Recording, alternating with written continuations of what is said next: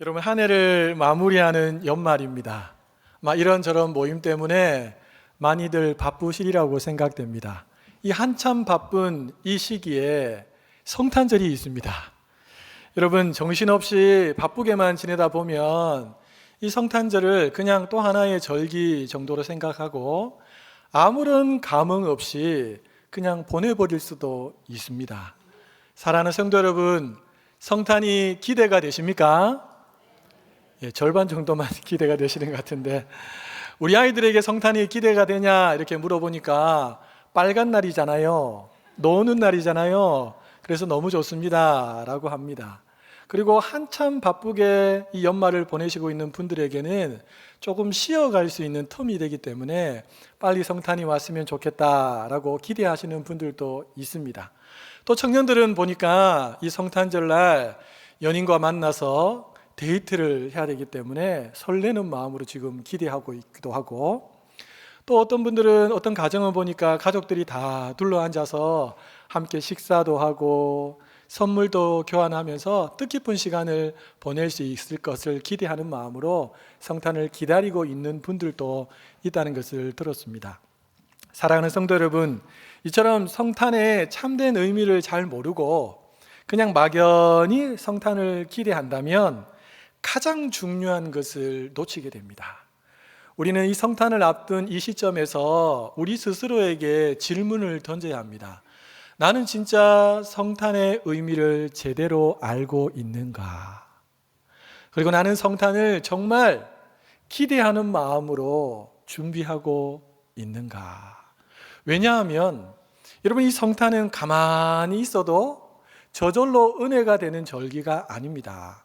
이 성탄은 잘 준비된 사람에게 특별한 은혜가 임하는 절기이기 때문에 그렇습니다. 자, 그렇다면 우리가 기대하며 준비해야 할 이 성탄의 의미는 무엇일까요? 우리 화면을 보시면서 첫째 같이 한번 읽어보겠습니다.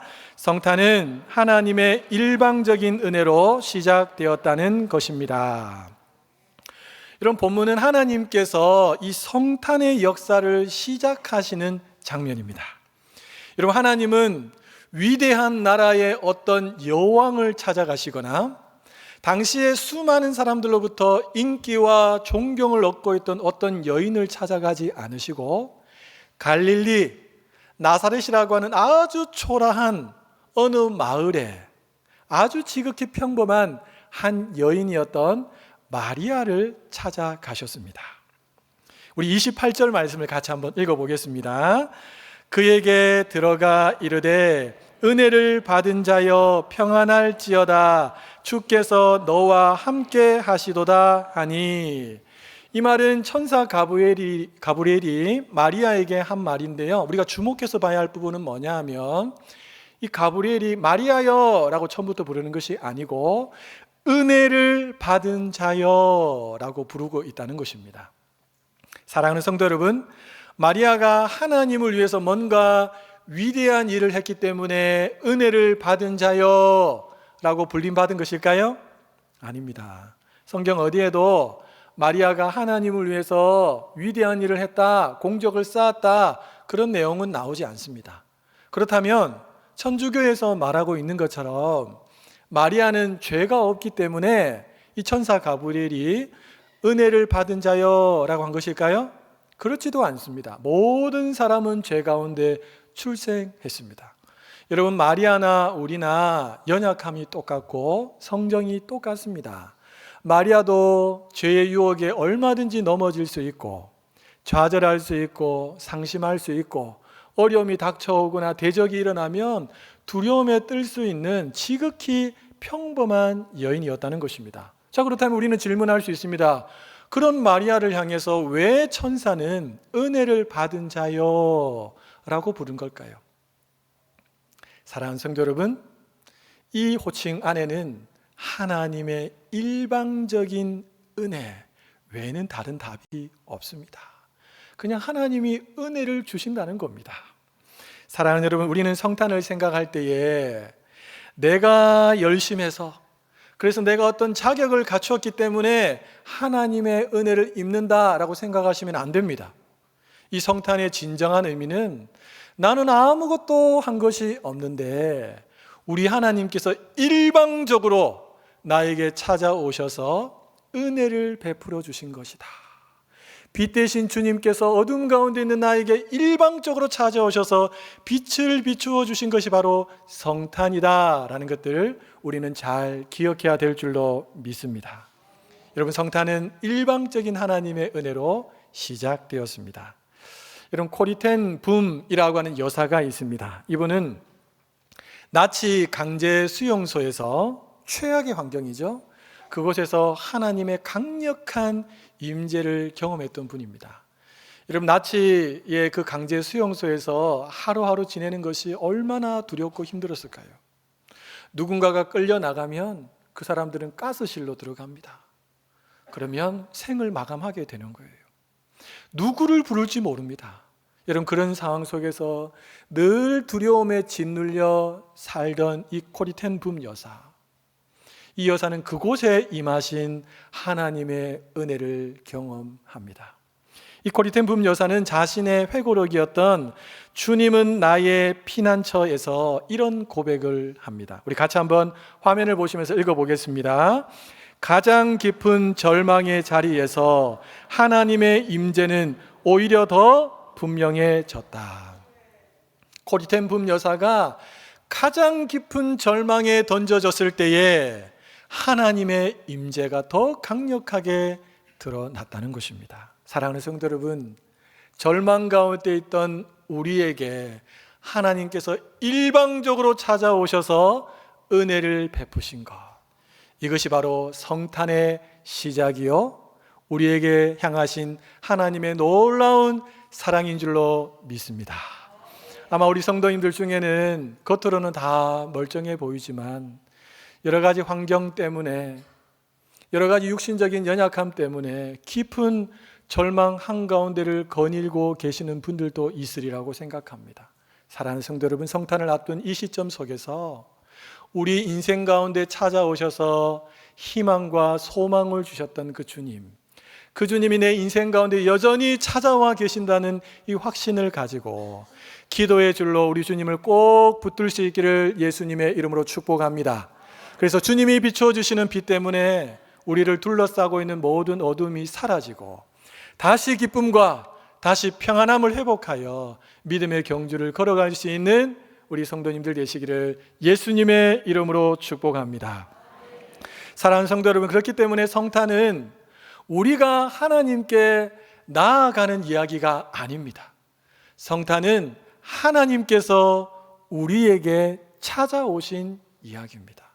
그러니 얼마나 감사합니까? 아무런 공로 없고 아무런 자격 없는 우리에게 찾아오신 주님, 그리고 우리에게 영원한 생명을 주신 주님, 이 주님을 우리는 믿기에 감사와 찬양으로 주님 앞에 오늘도 예배를 드리고 있는 줄로 믿습니다. 여러분, 성탄절이 이제 곧 다가올 텐데 다른 어떤 것보다도 내 인생 가운데 찾아오셔서 어둠을 물리쳐 주신 그 주님을 생각하면서 감사하는 마음으로 잘 준비하여 나오셔서 하나님을 최고로 높여드릴 수 있는 우리 성도님들 되시기를 예수님의 이름으로 축복합니다. 우리가 기대하며 준비해야 할 성탄의 의미는 무엇일까요? 우리 둘째 같이 한번 읽어보겠습니다. 성탄은 믿음으로 받아들이는 사건이라는 것입니다.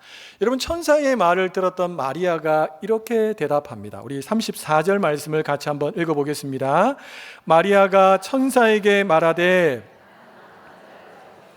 어찌 이 일이 있으리까? 여러분, 이 질문은 불신의 질문이 아니고 믿음의 질문입니다. 마리아는 내가 남자를 알지 못하는데 내가 어떻게 잉태해서 아들을 낳을 수 있습니까? 라고 질문하는 것은 불신이 아니고 믿음이라는 것입니다. 믿음으로 받아들였는데 그래도 어떻게 이런 일이 일어날 수 있습니까? 라고 묻는 겁니다.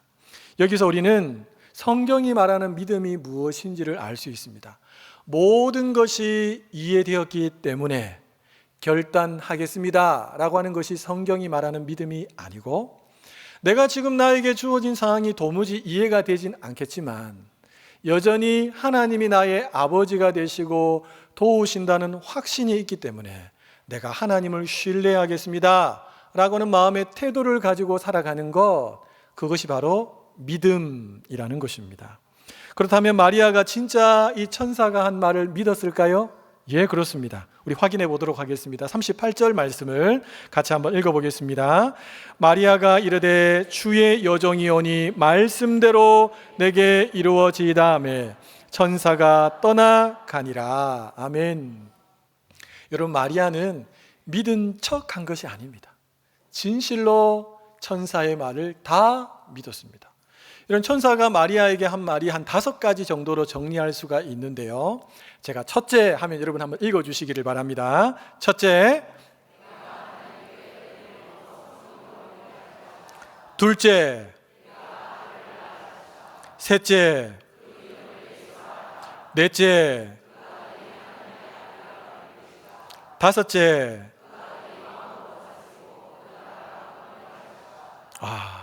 이 5가지 말씀을 천사가 마리아에게 다 들려준 것입니다. 여러분, 만약에 여러분이 그 자리에 선 마리아였다면 이 5가지 중에서 몇 가지 정도를 믿을 수 있겠습니까? 아이고, 목사님, 저는 5가지 다 믿을 수 없습니다. 한번 손 들어보시기 바랍니다. 손 드시면 안 됩니다. 예. 아이고, 저는 그래도 한 2가지 정도는 믿을 수 있겠습니다. 살짝 한번, 두 번째 발가락을 한번, 저는 5가지 다 믿을 수 있습니다. 손 한번 들어보시기 바랍니다.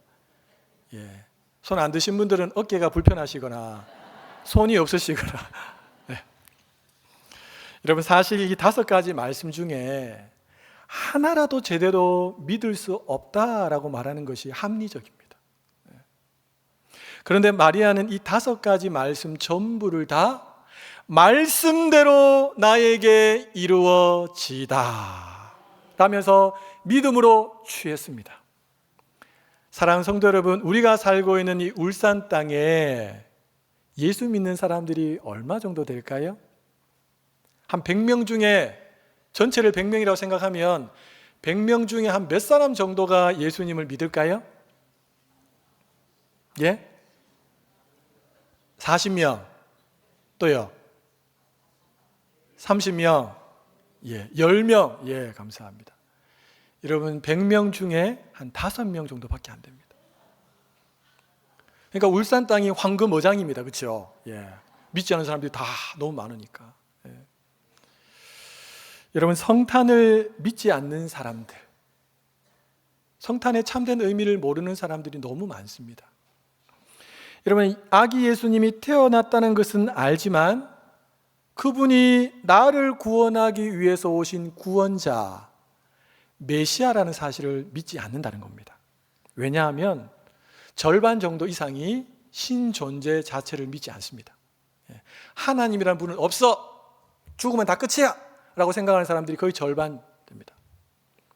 그리고 나머지 사람들은 뭐냐? 신존재를 믿는데 신이 인간이 된다고? 말도 안 된다, 그렇게 하는 거죠.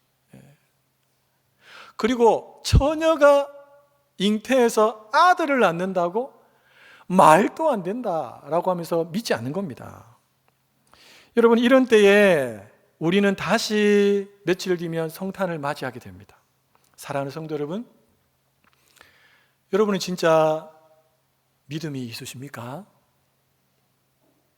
여러분, 진짜 예수 그리스도께서 동정녀의 몸에서 나신 것을 믿으십니까? 여러분, 직접 보셨습니까? 어떻게 믿으셨습니까? 제가 주일학교 아이들한테 2부 때 물어보니까 너 어떻게 믿었어? 하니까 부모님 믿으라 하던데요. 믿으라고 한다고 다 믿기냐고. 부모님 믿으라고 해도 안 믿을 수도 있고, 믿지 마라고 해도 믿을 수가 있는데 어떻게 믿게 된 거냐고. 믿음은 하나님의 은혜로 주어진 선물입니다. 우리가 그 선물을 받아서 동정녀의 몸에서 아기 예수님이 났다는 것을 사도신경으로 늘 고백하지 않습니까? 또 하나, 그 아기 예수님이 바로 나를 구원하기 위해 이 땅에 오신 메시아이심을 믿습니까? 그분이 하나님의 아들이심을 믿습니까? 그분이 만왕의 왕이시요 마지막 날 다시 올 것을 진실로 믿으십니까? 아멘, 할렐루야. 여러분, 우리가 이 믿음으로 성탄을 준비하는 것, 다른 어떤 준비보다도 내 믿음을 잘 점검하여 다가오는 성탄을 기대로 준비하는 것은 우리 주님께서 너무너무 기뻐하시는 준비라고 믿습니다. 그래서 여러분, 이 믿음을 더 굳건히 하셔서, 혹시라도 아직도 이 믿음이 없으신 분들은 주님, 나도 믿을 수 있도록 해주십시오 라고 기도하는 중에 이 믿음을 선물로 받을 수 있기를 바랍니다. 그래서 다가오는 성탄이 믿음으로 하나님 앞에 예배드리는 성탄이 되어서 하나님의 풍성한 은혜를, 더 풍성한 은혜를 받아 누리게 되시는 우리 성도님들 다 되시기를 예수님의 이름으로 축복합니다. 우리가 기대하며 준비해야 할 성탄의 참된 의미는 무엇일까요? 복습해 보겠습니다. 첫째로, 하나님의 일방적인 은혜로 시작되었다는 것입니다. 둘째로, 마지막 셋째로, 성탄은 믿음의 순종 위에서 완성된다는 것입니다. 우리 38절 말씀을 한번 읽어보겠습니다.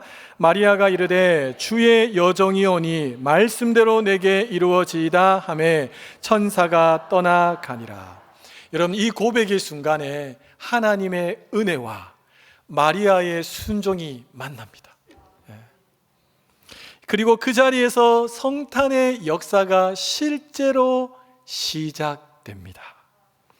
예나 지금이나 하나님은 순종을 통해서 일하기를 기뻐하십니다. 여러분, 하나님이 마음만 먹으면 뭐든지 할 수 있지 않겠습니까? 그런데 하나님이 그렇게 하지 않으시고 우리와 함께 일하기를 기뻐하십니다. 순종하는 사람을 그래서 찾으시는 거예요.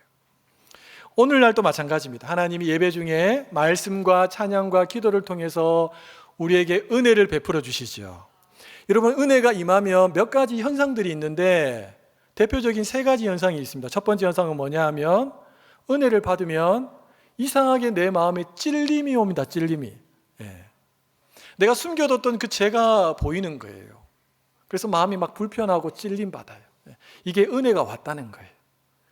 두 번째는 은혜가 오면 내가 저렇게 살아야지 라고 하는 마음의 감동이 일어납니다. 내가 저 사람을 위해서 기도해야지, 내가 그 사람에게 가서 조금 도와줘야지, 이런 마음의 감동이 찾아와요. 또 은혜가 내 마음에 쑥 들어오면 예배 드리기 전에는 두렵고 걱정이 되고 염려가 되고 어떻게 해야 되나 이랬는데 마음이 갑자기 평안해지고 하나님의 기쁨으로 충만해지게 됩니다. 할렐루야. 이런 은혜를 예배 드릴 때마다 받아 누릴 수 있기를 예수님의 이름으로 축복합니다. 자, 그런데 은혜를 받았어요. 은혜를 받았는데 순종이 없다면 어떻게 될까요?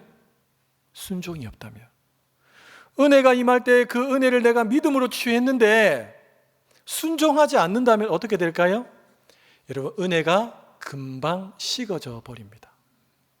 그리고 하나님의 일하심, 내 삶에 일어나는 변화, 내 속사람의 변화 기대할 수 없습니다. 여러분, 10년을 교회 다녀도 하나님의 말씀을 나의 삶의 현장에 옮겨놓지 않으면 그 사람은 여전히 빨고 있는 영적인 갓난아기입니다. 성경의 지식이 많다고 믿음이 좋은 게 아니에요. 하나님의 말씀대로 내가 살아가는 삶의 흔적이 얼마나 나의 삶 가운데 있느냐에 따라서 그 사람의 신앙의 크기가 결정이 되고, 그 사람이 그 삶의 현장에서 하나님을 경험했기 때문에 하나님의 살아 역사하심을 인정하는 삶을 이어서 살아갈 수 있는 것입니다. 근데 순종이 없다면 이것을 기대할 수가 없어요. 자, 그런데 믿고 순종하면 어떻게 될까요? 여러분, 내 안에 은혜의 힘이, 강력한 힘이 작동하기 시작합니다. 이런저런 반대가 있지만 하나님의 뜻이 반드시 이루어지겠구나 라고 하는 확신이 내 마음속에 찾아와요. 왜냐하면 하나님의 말씀은 순종을 만날 때 폭발적으로 일하기 때문에 그렇습니다. 감당할 수 없게 만들어버립니다. 이야, 내가 요만큼 순종했는데 하나님이 이만큼 보이기 시작합니다. 그 사람은 짧은 시간 신앙생활을 했다 할지라도 신앙의 성숙도가 달라집니다. 여러분, 나치 정권에 반대해서 믿음으로 제1면에 서서 맞섰던 젊은 목사님이 계셨습니다. 본 회퍼라고 하는 목사님입니다. 최근에 영화로도 나왔었지요. 이 본 회퍼 목사님은 나를 따르라 라고 하는 책에서 이 믿음이, 진짜 믿음이 무엇인지를 이렇게 한마디로 정의하셨습니다. 우리 같이 한번 읽어볼까요? 순종하지 않는 믿음은 믿음이 아니다. 순종이 빠진 믿음은 믿음이 아니라는 거예요. 진짜 믿음은 순종할 때 나타난다는 겁니다. 이 보네프 목사님은 이 고백대로 살다가 젊은 날에 순교하셨습니다. 그가 남긴 말, 그가 순종의 삶을 살았던 삶의 흔적, 그것들이 후대의 수많은 사람들의 마음에 감동이 되고 울림이 지금까지도 되고 있습니다. 주 안에서 사랑하는 성도 여러분, 무엇보다도 순종의 사람 되시기를 예수님의 이름으로 축복합니다. 내가 저 말씀대로 살면 손해볼 것처럼 느껴지고, 저 말씀대로 살면 사람들로부터 손가락질 당할 것처럼 느껴진다 할지라도 한번 순종해 보시기 바랍니다. 하나님이 어떻게 일하시는지. 여러분, 이것을 위해서 첫 단추를 잘 꿰야 합니다. 그 첫 단추가 뭘까요? 여러분, 지금처럼 하나님의 말씀이 선포될 때에 흐트러 듣지 않고 집중해서 듣는 것입니다. 그리고 그 말씀이 정말 그러한가 곰곰이 생각해 보시는 겁니다. 여러분, 이게 생각보다 쉽지가 않습니다. 왜냐하면 예수님께서 씨 뿌리는 비유에서 이미 말씀하셨던 것처럼 하나님의 말씀이 뿌려질 때 누가 방해를 할까요? 사단이 끊임없이 방해합니다. 설교 듣기 전에는 그 생각이 전혀 안 들었는데 제가 딱 올라와서 설교를 딱 시작하는 순간 갑자기 머릿속에서 온갖 잡다한 생각들이 여러분 밀려올 때가 있으시지요? 없으십니까? 내가 회사에서 일하다가 그 중요한 업무를 빠뜨렸는데 그게 갑자기 생각이 나요. 설교 들어야 되는데. 예배 드리고 지금 앉아서 말씀 듣고 있는데 나 집에 문을 제대로 안 잠근 것 같은데, 가스 밸브를 들은 것 같은데 어떡하지? 그 생각이 갑자기 납니다. 예배 후에 있을 그 모임이 갑자기 생각나고, 예배 후에 있을 그 사람을 만나야 되는데 그 사람 생각 때문에 말씀이 귀에 들어오지가 않습니다. 요즘에는 스마트폰 때문에 더 심각한 증상들이 많습니다. 예배 중에 귀에 꼽는 이어폰을 꽂고 그냥 영상을 이렇게 보는 분들도 있고요. 예배 중에 아무렇지도 않게 그냥 문자나 카톡을 이렇게 주고받는 분들도 계십니다. 이런저런 검색을 하시는 분도 있습니다. 목사님이 저 말씀하시는데 진짜 맞나? 이러면서 이제 스마트폰 꺼내갖고 GPT한테 물어보기도 하고 검색하기도 합니다. 그러다가 정작 중요한 말씀을 놓쳐버리는 거예요. 사랑하는 성도 여러분, 저는 안 그렇겠지요? 저도 그렇습니다, 여러분. 저도 똑같습니다. 말씀이 들려져야 은혜가 되고, 은혜가 돼야 믿음이 커지고, 믿음이 커져야지 순종으로까지 나아갈 수 있는데, 시작점인 말씀이 들려지는 데 있어서 집중하여 듣는 것이 너무너무 어려워요. 저도 그렇습니다. 그래서 제가 이 부분들 두고 고민하다가 어떻게 하면 내가 저 말씀이 선포될 때 잘 귀담아 들을 수 있을까 고민하다가 딱 떠오른 게 있습니다. 적자 생존. 노트 필기하면서 적자. 그러면 내 영혼이 생존하겠구나. 그래서 우리 부목사님들이 올라와서 말씀 전할 때도 내가 제일 큰 은혜를 받아야 되기 때문에 그 말씀에 집중해서 듣습니다. 누가 와서 말씀을 전하시든지 그분이 이상한 말이 아니라면, 성경에 있는 말씀이라면 그 말씀을 통해 내가 받고 내가 은혜 받기 위해서 몸부림을 치는 겁니다. 여러분, 설교자들이 그냥 단상에 서서 편안하게 그냥 30분, 40분 설교하는 거 들어보니까 목사님 설교 준비한 1시간 하면 되겠네 라고 생각하시는 분 혹 계십니까? 10배 이상의 시간이 들어갑니다. 더 들어갑니다. 그리고 말씀 붙들고 기도하고. 그러니까 그분이 이 단상에 섰다는 것은 그냥 선 게 아닙니다. 그러니까 중요한 것은 뭡니까? 내가 어떻게 준비하느냐입니다. 내가. 사랑하는 성도 여러분, 말씀을 가볍게 여기는 사람은 하나님을 가볍게 여기는 사람입니다. 말씀을 생명처럼 귀중히 여기고 말씀을 진실로 생명과 같은 것이라고 여기는 사람은 하나님을 그렇게 여기는 사람입니다. 저는 우리 성도님들이 하나님의 말씀을 생명처럼 귀한 것으로 늘 받을 수 있기를 예수님의 이름으로 축복합니다. 여러분, 흐릿한 기억보다도 선명한 기록이 오래 남습니다. 우리 29절 말씀 같이 한번 읽어볼까요? 처녀가 그 말을 듣고 놀라 이런 인사가 어찌민가 생각하매. 이런 마리아는 가브리엘 천사의 말을 듣고 그 말을 마음에 두고 생각했어요. 그리고 뒤에 이어서 가브리엘 천사가 이야기했던 아까 다섯 가지 이야기도 귀 기울여 들었습니다. 그리고 난 다음에 그가 뭐라고 고백했습니까? 주의 말씀이 나에게 이루어지리다.